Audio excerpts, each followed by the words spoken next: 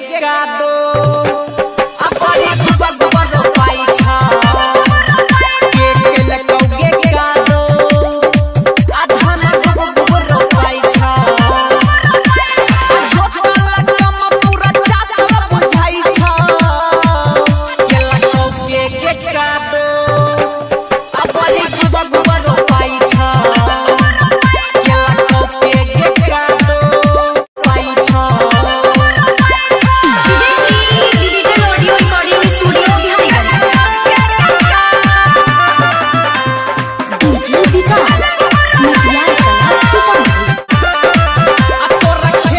के छौरी के बहना छोहाला के कर धारा धसा बैली के कर चहला छौ जाल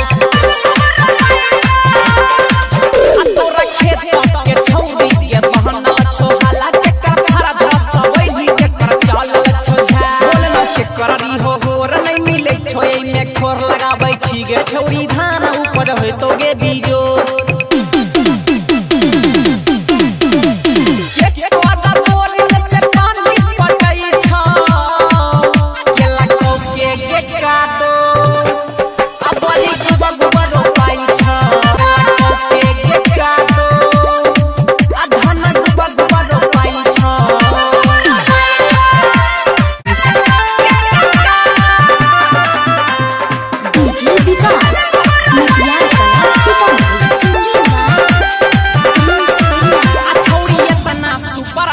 तो